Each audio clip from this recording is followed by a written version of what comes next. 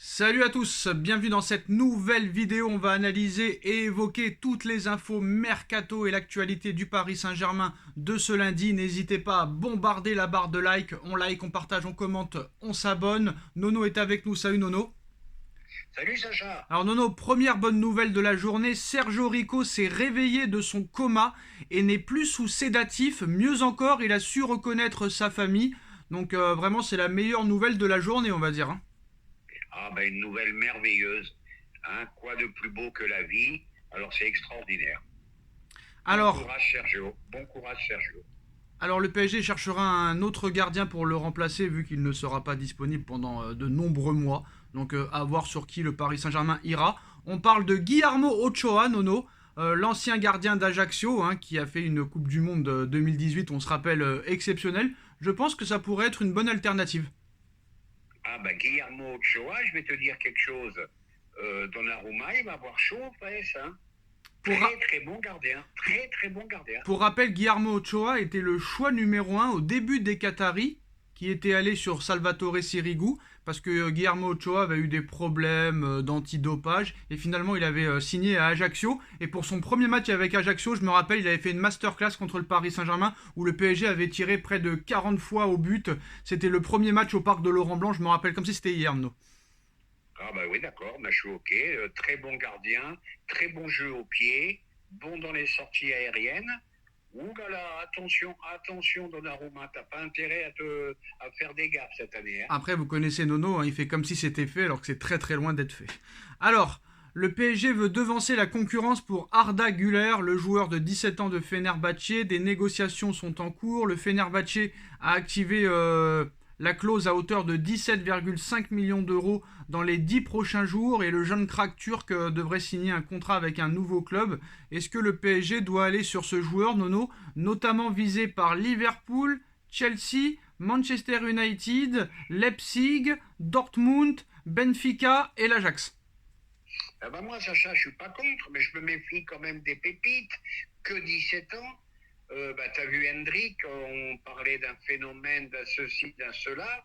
Dans la Coupe du Monde des jeunes, il a été complètement absent. Donc, faut faire attention, faut les laisser grandir. Bon, maintenant, 17 ans, faut attendre. Alors Nono, c'est bizarre, hein. Je me demande si certains grands médias et grands journalistes pensent la même chose que nous ou regardent nos vidéos. Hier, on parlait de Nicolas Villas déjà, qui avait donné une fausse information concernant Conceição. Mais hier, Villas, on l'a entendu à la radio en expliquant que le foot était mort avec les mêmes arguments que nous, Nono, en expliquant que le foot est mort parce que très clairement l'Arabie Saoudite va tout rafler.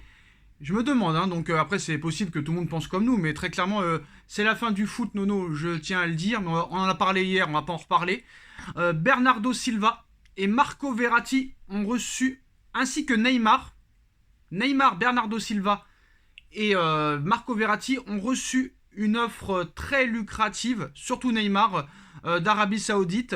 Alors des discussions ont eu lieu avec Jorge Mendes et l'Arabie Saoudite pour Bernardo Silva. Le milieu de terrain de 28 ans quand même favorise l'Europe pour l'instant, mais quand même envisage toutes les options. Le PSG et le Barça restent favoris, mais là très clairement, Nono, comme je l'ai dit hier, je pense qu'il va falloir très clairement que l'UEFA et la FIFA fassent quelque chose, parce que sinon là c'est vraiment très clairement la mort du football, parce que là envisager l'option Arabie Saoudite à 28 ans, Marco Verratti 30 ans, Neymar 31 ans, là très clairement les joueurs n'ont plus faim du tout là. Rajoute Mendy, le goal de Chelsea, qui était considéré encore l'année dernière comme l'un des meilleurs gardiens au monde, qui vient d'accepter une offre d'Arabie Saoudite. On en a parlé tous les deux avant tout le monde. Ça va être un grand bouleversement dans le football. Là, ils attaquent des joueurs plus jeunes. Attention, danger. Je crois qu'il va falloir mettre des règles très très sévères. Ouais, là, je pense qu'il va falloir mettre des règles parce que là, très clairement, comment vont-ils faire pour la Ligue des Champions, pour rendre les championnats attractifs? Là, ça va être très très compliqué. Et vu que l'Arabie Saoudite ne fait pas partie quand même de l'Europe, je pense qu'il faut mettre des règles que les Européens peuvent acheter que des joueurs européens ou je ne sais pas, mais il faut faire quelque chose parce que là, très clairement, Déjà que là, cette année, ça a été très compliqué. Les audiences ont considérablement baissé. Là, si tous les meilleurs joueurs partent en plus en Arabie Saoudite, là, ça va être compliqué. En plus, on voit que toutes les chaînes françaises sont en train de se battre pour avoir les droits du championnat saoudien, hein. Ça se clash entre tous les meilleures chaînes de sportifs, hein. Ah ben écoute, Sacha, c'est à la FIFA. L'UEFA ne pourra rien faire. Là, c'est à la FIFA de jouer, à eux de prendre leurs responsabilités. Soit on reste dans des choses à peu près cohérentes, soit on rentre dans un système où ça ne voudra plus rien dire. Et comme on a dit, le football peut disparaître avec cette histoire-là. Par contre, Neymar et Marco Verratti qui reçoit des offres mirobolantes apparemment de l'Arabie Saoudite. Marco Verratti serait prêt à accepter l'offre d'Arabie Saoudite. Ça pour moi ce serait une bonne nouvelle ou une mauvaise nouvelle pour le Paris Saint-Germain?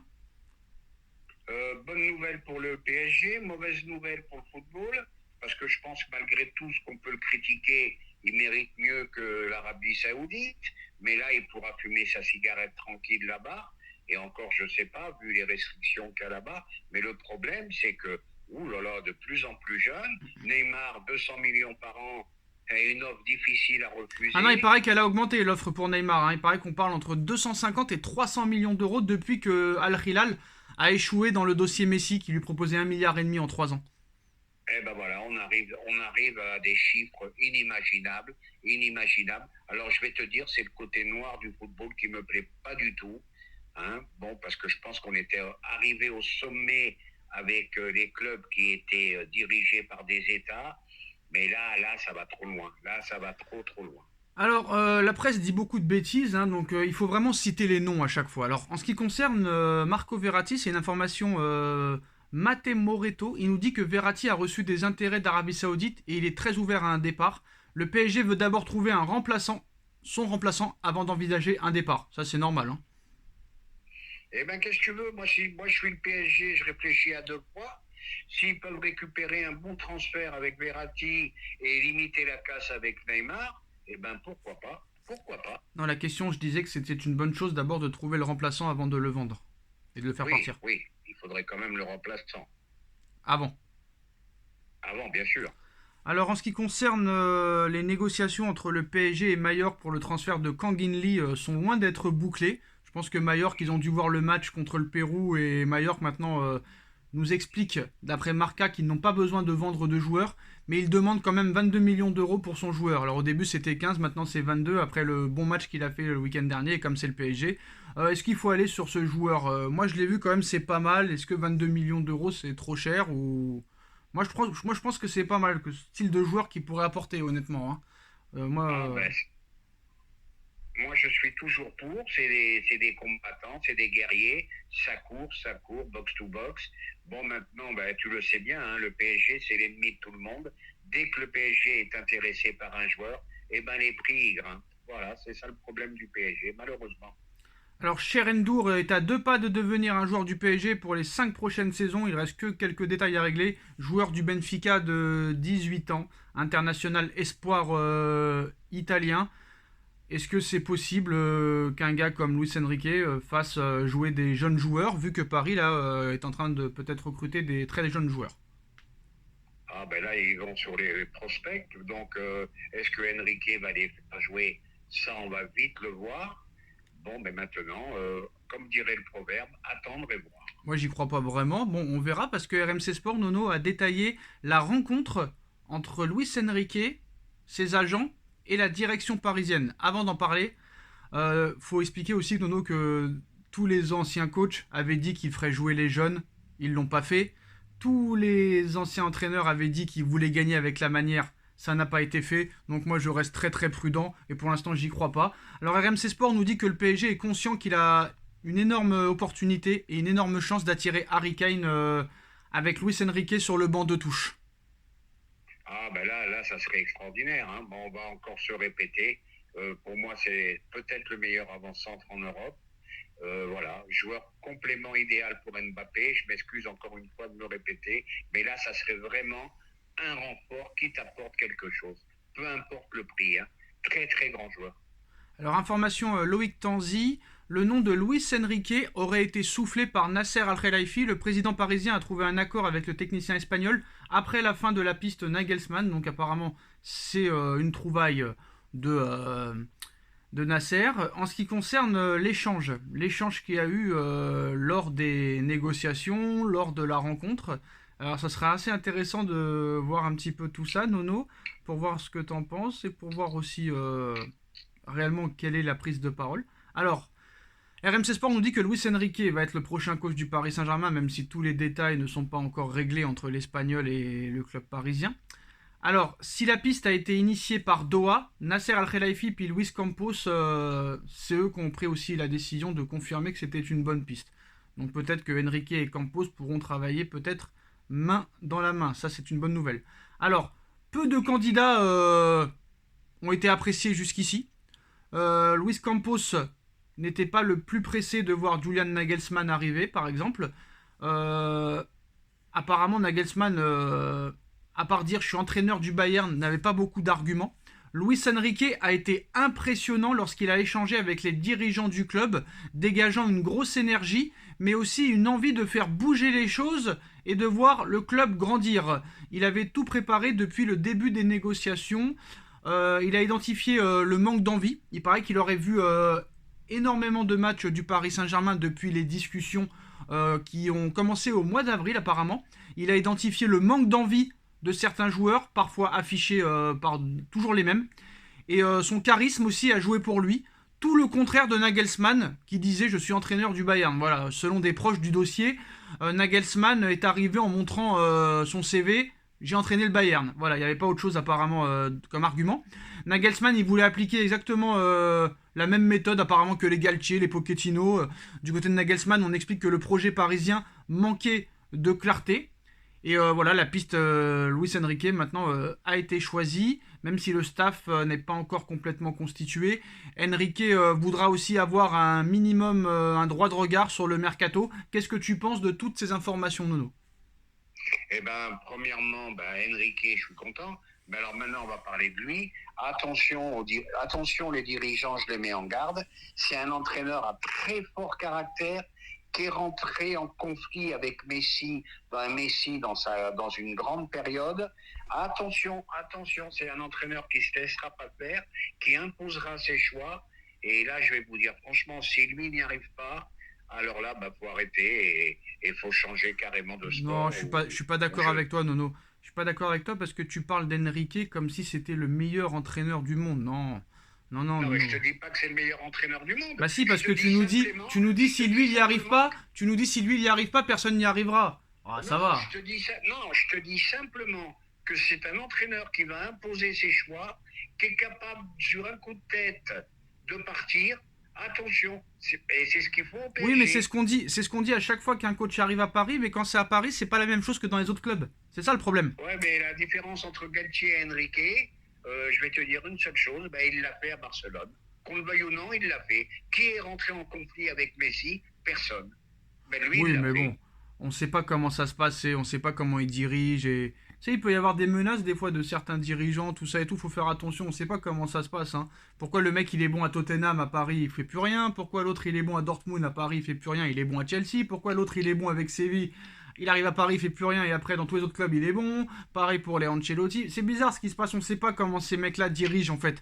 On sait pas ce qui se passe. Ça se trouve ils reçoivent des menaces, on sait pas, Nono, ce qui se passe. Ces dirigeants-là sont très spéciaux et on les connaît pas vraiment. Hein. Les journalistes, ils devraient faire leur métier. Les journalistes, par exemple, Élise Lucet devrait aller au Qatar faire un reportage, qu'on en apprenne plus. Il faudra les laisser travailler, hein, c'est vrai. Tourelle, il s'en va, il gagne la Ligue des Champions. Thiago Silva s'en va. Non, mais je parle pas de ça, je parle pas de ça, je parle de la façon de diriger. Oui, là c'est au plus haut niveau. Ah oui. C'est ça le problème. Oui. Parce que eux, ils vont vouloir tout de suite. C'est-à-dire que si le gars se fait éliminer en 8ème, il va être viré. On le sait. Ça, c'est sûr. Le problème, il est là, à Paris. Et après, on recommence. En 8ème, tu sautes. On recommence. Donc voilà. Parce que moi, Nono, je vais te dire la vérité. Toi, t'es un adepte de Guardiola. Pour toi, Guardiola est le meilleur coach du monde. C'est peut-être vrai. Sauf que le mec, quand même, combien City a dépensé depuis 2016 pour qu'il gagne la Ligue des Champions? Au Bayern, il l'a pas gagné. Lui, il veut toujours des joueurs à Ça coûte très cher. Par exemple, lui, Guardiola, il n'avait pas gagné avec des champions depuis 11 ans. Zidane, lui, au Real, presque pas de mercato. Presque pas de mercato. Le mec, il te gagne 3 Ligues des Champions, hein. Je suis désolé. Oui, mais Zidane, Ouais. excuse-moi, Zidane, il avait le meilleur effectif. D'accord, et pas Guardiola peut-être. Et pas Guardiola Ben, peut-être. Guardiola, il a dépensé beaucoup, Voilà, beaucoup, voilà. mais il n'avait pas les grandes stars comme on a eu à Paris. Je suis désolé, mais Guardiola, c'est la même équipe depuis 3-4 ans là qu'il a. Hein. Donc à un moment donné. De toute façon, pour prendre l'exemple sur City, il laisse l'entraîneur Ah oui, ça travailler. c'est sûr, ça c'est sûr. Voilà, tu me diras en 7 ans combien il y a eu d'entraîneurs à Paris, et en 7 ans, il y en a eu un seul à City. En Voilà, tout cas, c'est lui, tout. Zidane, dès qu'il est arrivé, il a gagné, il est reparti, il a gagné. Donc voilà, à un moment donné, il faut à raison garder. Moi, je trouve plus impressionnant ce qu'a fait Jürgen Klopp que Guardiola, par exemple. Ah oui, avec beaucoup moins de moyens, Klopp a fait mieux que Guardiola. Ouais. Voilà, ben, Ah bah, Klopp, première très ligue en grand 2020, entraîneur aussi, hein. première ligue en 2020 avec un record de points, finaliste de la Ligue des Champions avec Dortmund en 2013, vainqueur de la Ligue des Champions en 2019, finaliste de la Ligue des Champions en 2018 et 2022, et c'était pas des recrutements à 300 millions d'euros tous les ans, hein. Je te le dis. Dis-moi si c'est faux ou si c'est vrai. Ben, tu as raison, mais il a quand même, bon, ça vient peut-être de lui qui les a fait progresser. Ah, je suis désolé. Il a eu pendant 3-4 saisons un Mohamed Salah au top de Qu'il sa forme. a fait progresser, qu'il était en échec partout à part Liverpool. Voilà. La Roma, c'était pas extraordinaire. À Liverpool, c'est devenu un phénomène. Sadio Mané, pareil. Oui, très grand entraîneur. On va pas y revenir là-dessus. Voilà, donc pour moi, quoi qu'il en soit, Klopp a fait mieux que Guardiola. Parce que dans l'état qu'est Liverpool, quand il arrive, pour moi, Klopp, c'est mieux ce qu'il a fait. Donc voilà les dernières informations de ces dernières heures, les postaux, Luis Enrique et l'élu. On verra ce qui se passera maintenant. Ça ne sera pas officialisé, Nono, tant que l'affaire Galtier ne sera pas finie. Parce que apparemment, Galtier n'a pas de nouvelles des dirigeants parisiens. Parce que les dirigeants parisiens, entre gérer le mercato, gérer l'entraîneur pour finir Enrique, il faut gérer aussi la rachat de Manchester United, Galtier, ils l'ont mis un peu de côté. Et Galtier, lui, il veut sa dernière année de contrat, entre 6 et 10 millions d'euros, et tant que ce ne sera pas officialisé le départ de Galtier, Luis Enrique ne sera pas intronisé. Dernier mot là-dessus ? Eh ben, on est obligé d'attendre, hein, en espérant que ça soit pas encore une fake news, quoi. Hein. Une fake news, c'est-à-dire ? C'est-à-dire qu'on nous dise pas au dernier moment désaccord avec Enrique. Ah, ça, c'est les aléas du football, mais normalement à 99,99% de chance que Enrique soit l'élu, vu que tout est bon des deux côtés. Voilà les postos, c'est la fin de cette vidéo. Dites-nous en commentaire ce que vous en pensez. On like, on partage, on commente, on s'abonne, et on se retrouve très vite pour une nouvelle vidéo. Merci Nono, merci à tous. Tchuss. Merci Sacha. Tchuss.